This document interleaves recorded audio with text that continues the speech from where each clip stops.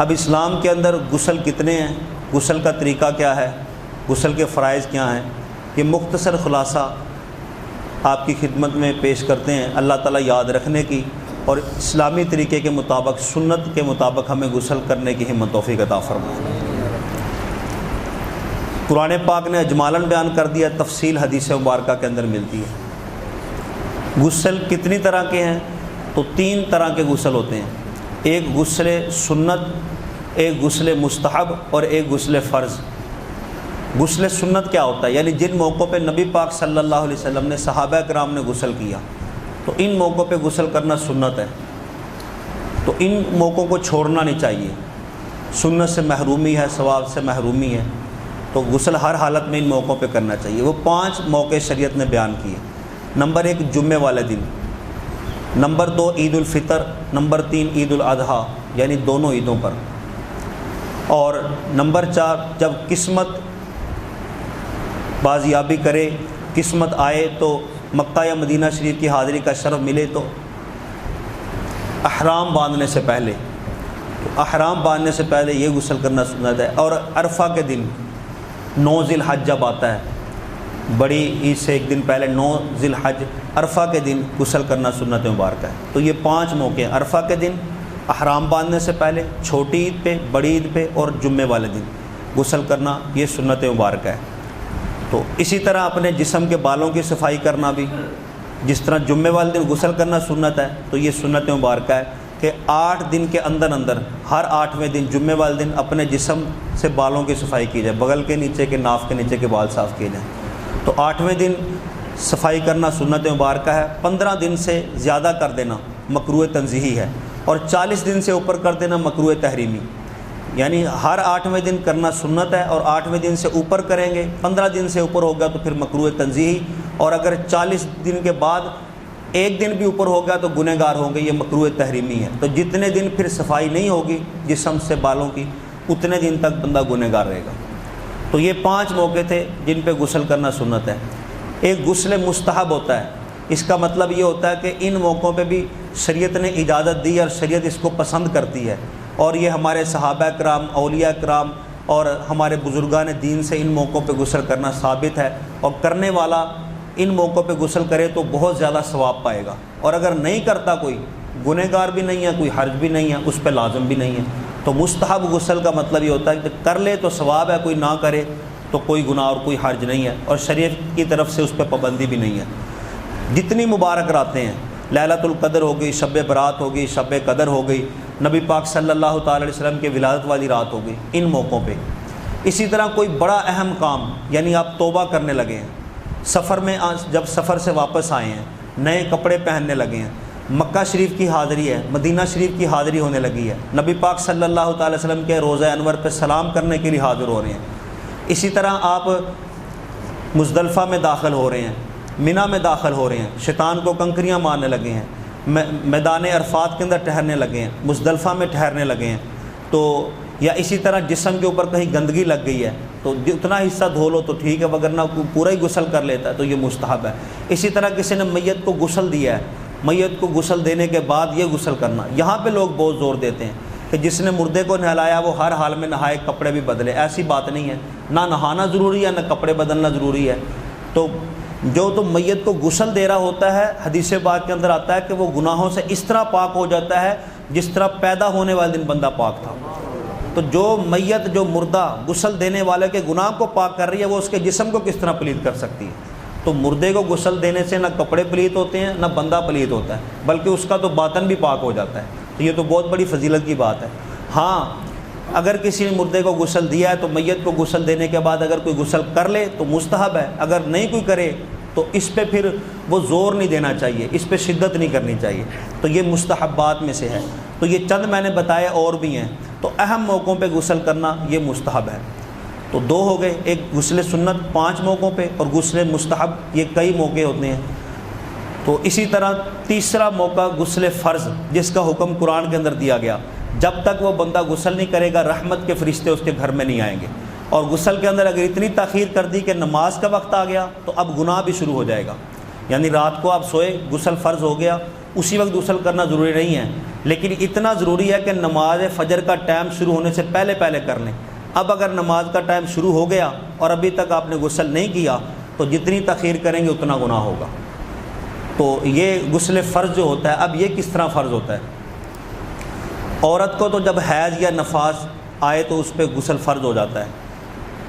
تو مرد کے لیے غسل جو فرض ہوتا ہے، یا تو خامند اور بیوی آپس میں ہم بستری کریں اور شرمگاہ داخل ہو جائے تو پھر غسل فرض ہو جاتا ہے۔ اگرچہ انزال ہو یا نہ ہو، خامند اور بیوی جب ہم بستری کریں اور شرمگاہ داخل ہو جائے تو غسل فرض ہو جاتا ہے۔ اور تیسرے غسل کب فرض ہوتا ہے؟ سونے کی حالت میں یا جاگنے کی حالت میں، جب احتلام ہو۔ تو احتلام آپ کو پتہ ہے سونے کی حالت میں بھی ہوتا ہے، بندہ خواب دیکھتا ہے، یا جاگنے کی حالت میں بھی ہوتا ہے، تو تب غسل فرض ہوتا ہے۔ سونے کی حالت میں نشانی یہ ہے کہ جب بندہ اٹھے، اس نے اپنے کپڑوں پہ کوئی نشان دیکھا، یا اپنے جسم پہ کوئی پانی وغیرہ کا نشان دیکھا، یا اپنے بستر پہ کوئی نشان دیکھا، تو پھر اس پہ غسل فرض ہوگا، وگرنہ اس پہ غسل فرض نہیں ہوگا۔ بعض دفعہ اس طرح بھی ہوتا ہے کہ محض خیالات ہوتے ہیں، بندہ خواب دیکھتا ہے غسل فرض ہو گیا ہے، تو جب اٹھتا ہے تو خواب میں تو دیکھا ہے کہ اس نے غسل فرض ہو گیا، لیکن جب اٹھتا ہے نہ کپڑوں پہ نشان ہے، نہ بدن پہ، نہ اس کے بستر پہ نشان ہے، تو اب شریعت کا حکم یہ ہے کہ اس پہ غسل فرض نہیں ہے، کیونکہ خواب میں غسل فرض ہونے کی علامت اور نشانی یہ تھی کہ کہیں نہ کہیں نشان ضرور پایا جائے، تو نہ بستر پہ اس ناپاکی کا نشان پایا گیا، نہ بدن پہ، نہ کپڑوں پہ پانی کا نشان پایا گیا، تو غسل فرض نہیں ہے۔ تو خواب میں غسل تبھی فرض ہوگا جب کسی جگہ پانی کا نشان پایا جائے گا۔ اب جاگنے کی حالت میں جب شہوت کے ساتھ اپنی جگہ سے یہ مادہ منویہ خارج ہو تو پھر غسل فرض ہوتا ہے۔ تو یہ بات یاد رکھیں کہ شرط ہے شریعت نے جو لگائی، شہوت کے ساتھ، اگر شہوت نہ ہو تو غسل فرض نہیں ہوتا۔ بہت سے لوگوں کا مثانہ کمزور ہوتا ہے، جب استنجا کرنے، پخانہ کرنے کے لیے بیٹھتے ہیں تو جب زور دیتے ہیں تو ان کا مادہ منویہ پتلا ہوتا ہے، تو پیشاب کے ساتھ وہ اس کے قطرے بھی خارج ہوتے ہیں۔ تو اب کیونکہ شہوت نہیں تھی، یہاں پہ کمزوری کی وجہ سے وہ مادہ منویہ خارج ہوا تو غسل فرض نہیں ہے۔ اسی طرح کوئی لوگ بوجھ اٹھاتے ہیں تو وہ مادہ منویہ خارج ہو جاتا ہے، کوئی اوپر سے گرا تو مادہ منویہ خارج ہو گیا۔ تو یعنی یہ شرط شریعت نے لگائی ہے کہ جاگنے کی حالت میں غسل تبھی فرض ہوگا جب شہوت کے ساتھ پانی اپنی جگہ سے خارج ہو۔ اگر کمزوری کی وجہ سے یا کسی اور وجہ سے، کھانسنے کی وجہ سے، پیشاب کرنے کی وجہ سے، بوجھ اٹھانے کی وجہ سے خارج ہوا تو غسل فرض نہیں ہوگا۔ تو یہ تین موقع تھے کہ غسل سنت ہوتا ہے، غسل مستحب ہوتے ہیں، اور غسل فرض ہوتا ہے۔ تو ان پہ غسل فرض، جب غسل فرض ہو جائے تو اس کے لیے احکام بندے پہ لاگو ہو جاتے ہیں۔ بندہ نہ مسجد میں داخل ہو سکتا ہے، مسجد میں داخل ہونا حرام، نہ بندہ قرآن کو چھو سکتا ہے، نہ قرآن کی تلاوت کر سکتا ہے، قرآن کو زبانی بھی نہیں پڑھ سکتا، قرآن کا ترجمہ بھی نہیں پڑھ سکتا، اور اگر مسجد کے حدود کے وہاں پہ مکہ شریف میں ہو تو طواف بھی نہیں کر سکتا۔ تو جس پہ غسل فرض ہو جائے تو شریعت کے یہ کام منع ہو جاتے ہیں، طواف بھی نہیں کر سکتا، مسجد کی حدود میں داخل بھی نہیں ہو سکتا، قرآن پاک کو چھونا، قرآن پاک کو پڑھنا، زبانی پڑھنا، اس کا ترجمہ پڑھنا، یہ سب چیزیں حرام ہو جاتی ہیں۔ اور ایسی چیز کو چھونا جس پہ قرآن یا قرآن کا ترجمہ لکھا ہو، برتن ہوتے ہیں، انگوٹھی ہوتی ہے، کوئی صفحہ ہوتا ہے، کوئی کاغذ ہوتا ہے، یا کوئی کپڑا ہوتا ہے، اس چیز کو بھی چھونا اس پہ حرام ہے اور گناہ ہے جس پہ قرآن لکھا ہے یا قرآن کا ترجمہ لکھا ہے۔ تو یہ احکام اس پہ لاگو ہو جاتے ہیں جس پہ غسل فرض ہو، اور جلد از جلد جس پہ غسل فرض ہو اس کو غسل اتارنا چاہیے۔ رحمت کے فرشتے اس وقت تک گھر میں داخل نہیں ہوں گے جب تک جنبی گھر کے اندر ہوگا۔ اگر نماز کا وقت آ گیا، اتنی تاخیر کی، تو پھر گناہ بھی ساتھ ہوگا۔ تو اب اس کا غسل کا طریقہ کیا ہے؟ نبی پاک صلی اللہ تعالی وسلم غسل کس طرح کرتے تھے؟ یہ جتنے غسل بسائے، سنت ہو، مستحب ہو یا فرض ہو، سب کو کرنے کا طریقہ ایک ہی ہے۔ تو ان غسل ادا کرنے کا ایک ہی طریقہ ہے۔ تو سب سے پہلے تو یہ سن لیں جو ضروری کام ہے۔ بعض دوست ایسے ہوتے ہیں ان کو بہت سی چیزیں یاد نہیں رہتی، تو کم از کم وہ چیزیں یاد رکھ لیں جن سے بندے کا غسل اتر جائے۔ تو شریعت نے 3 کام فرض کیے ہیں کہ جس نے 3 کام کر لیے وہ بندہ پاک ہو جائے گا، اس کا غسل ہو جائے گا۔ وہ 3 کام تو ہر بندہ یاد رکھ سکتا ہے۔ نمبر 1 کلی کرنا، نمبر 2 ناک میں پانی ڈالنا، نمبر 3 پورے بدن پہ پانی بہانا۔ جس نے یہ 3 کام کر لیے وہ بندہ پاک ہے، اس کا غسل ہو گیا، شریعت کے مطابق اس کا غسل ہو گیا، وہ بندہ پاک ہو گیا۔ کلی کرنا، کلی کے اندر یہ نہیں کہ منہ میں تھوڑا سا پانی لیا اور پچک دیا، اچھی طرح گالوں کے آگے پیچھے، زبان کے اوپر نیچے، کروٹوں میں، دانتوں کی کھڑکیوں میں، حلق کا جہاں تک کنارہ شروع ہوتا ہے یہاں تک پانی پہنچانا۔ اور اگر روزہ ہو تو جب افطاری کر لیں پھر گرگرہ وغیرہ کر لیں، اور اگر روزہ نہ ہو تو پھر کلی کرتے وقت گرگرہ کرنا، یہ سنت مبارکہ ہے۔ تو یہ کلی کا مطلب ہے۔ اور ناک میں پانی چڑھانے کا مطلب یہ ہے کہ یہ ناک کے اندر نرم ہڈی ہے، آگے پھر سخت ہڈی شروع ہو جاتی ہے، تو سخت ہڈی سے نیچے نیچے نرم ہڈی کے آخر تک پانی پہنچانا۔ تو اگر اندر کوئی ریٹھ وغیرہ لگی ہے اس کو بھی نکالنا یہ فرض ہے. اگر نہیں نکالیں گے کیونکہ بال کے اوپر ریٹھ لگی ہوتی ہے تو وہ بال خشک رہ جائے گا, کیونکہ ناک کے اندر جتنے بال ہیں ان سب کا دھونا فرض ہے. اگر ایک بال بھی خشک رہے گا تو غسل نہیں ہوگا. تو جو یوں کر لیتے ہیں, صرف نوک پہ پانی لگا لیتے ہیں, تو ان کا غسل نہیں ہوتا. تو پانی چڑھانا چاہیے اچھی طرح. یوں جب پانی ہو چلو کے اندر تو تھوڑا سا سونگ کے اوپر کو کھینچ لے تاکہ ہر بال گیلا ہو جائے اور یہ نرم ہڈی تک پانی پہنچ جائے. تو ناک میں پانی چڑھانے کا یہ مطلب ہے. پورے بدن پہ پانی بہانا, تو سر سے لے کے پاؤں تک ایک حصہ بھی ناخن کے برابر خشک رہ گیا تو غسل نہیں ہوگا. اتنی احتیاط سے یہ پانی بہانا ہے پورے بدن کے اوپر. نبی پاک صلی اللہ تعالی وسلم صحابہ کرام میں تشریف فرماتے, یوں ہی خطبہ دے رہے تھے, کہا کہ جس کا ناخن کے برابر بھی کوئی حصہ غسل کرتے وقت خشک رہ گیا, اللہ تعالیٰ قیامت والے دن اس کو یوں عذاب دے گا. یعنی عذاب کی کیفیت بتائی. صحابہ کرام پہ اتنی رقت اور خوف طاری ہوا تو حضرت مولا مشکل کشا اٹھے اور وہیں پہ جا کے بال بڑے رکھے ہوئے تھے تو آپ نے اپنا سر مڑھا لیا, تو اپنی یعنی حجامت کروا لی. اور پھر پوری زندگی اس خوف سے کہ جب میں غسل کروں تو میرا کوئی بال خشک نہ رہ جائے, تو پوری زندگی بال رکھے نہیں, آپ ہمیشہ اپنا سر مڑا کے رکھتے تھے. تو یعنی صحابہ کرام بہت زیادہ احتیاط کرتے تھے. اس لیے جو بھی غسل کر رہا ہے اگر سنت کے مطابق نہیں بھی کرنا آتا تو یہ جو 3 کام پورے کرنے ہیں, کرلی کرنی ہے, ناک میں پانی ڈالنا ہے, پورا بدن جب دھونا ہے, تو یہ احتیاطیں لازمی رکھنی ہے کہ کوئی حصہ خشک نہ رہے. تو علماء کرام نے بالخصوص احتیاطیں بتائی ہیں اور لکھی ہیں کتب کے اندر کہ اگر بندہ نہائے احتیاط نہ کرے تو بہت سے جسم کے حصے ایسے ہیں جو خشک رہ جاتے ہیں. مثال کے طور پہ کانوں کا یہ جو اوپر والا خول ہے, یہ جو بناوٹ اللہ تعالیٰ نے ظاہری بنائی ہے, تو جتنا مرضی بندہ پانی بہا لے, جب تک احتیاط کے ساتھ ان کانوں کے خول میں پانی نہ پہنچائے تو یہ حصہ خشک رہ جاتا ہے. اس کا طریقہ علماء نے یہ لکھا ہے کہ چلو کے اندر پانی لیں اور اپنے کان کو یوں چلو کے اندر ڈبو دیں. اسی طرح دوسرے چلو میں پانی لیں, اپنے دوسرے کان کو یوں چلو کے اندر ڈبو دیں. تو جب یوں ڈبوئیں گے, اگر کوئی اور طریقہ آتا ہے تو اور طریقہ استعمال کر لیں, آسان طریقہ یہ بتایا, تو یوں ظاہری خول پہ پانی پہنچ جائے گا. اندر پہنچانا تو ضروری نہیں ہے سوراخ کے اندر, لیکن ظاہری خول یہ گیلا ہونا ضروری ہے, اس کا دھونا فرض ہے. اسی طرح جنہوں نے بال لمبے رکھے ہوتے ہیں تو جتنا مرضی نہا لیں تو بالوں کے نیچے یہ جو کانوں کی جگہ ہے باہر والی, یہ خشک رہ جاتی ہے, تو بالوں کو ہٹا کے یہاں پہ پانی پہنچایا جائے. اسی طرح جتنا مرضی بندہ نہا لے تو یہ جو حلق اور تھوڑی ملنے کی جگہ ہے, یہ جہاں سے منہ ختم ہوتا ہے اور حلق ختم ہوتا ہے, یہ جگہ خشک رہ جاتی ہے. تو جب تک یوں منہ اٹھا کے اوپر یوں پانی نہیں بہائیں گے, ادھر سے پانی نہیں بہائیں گے, تو تھوڑی کو خود نہیں دھوئیں گے تو اس وقت یہ خشک رہے گی. اسی طرح یہ ہماری بغلیں, تو جب تک ان کو خود احتیاط کے ساتھ نہیں دھوئیں گے تو جتنا مرضی نہا لیں تو پانی بغلوں کے نیچے نہیں پہنچے گا. گیلی تو ہو جائیں گی, ہاتھ تو گیلا پھر جائے گا, اس کو مسا کہتے ہیں, دھونا نہیں کہتے.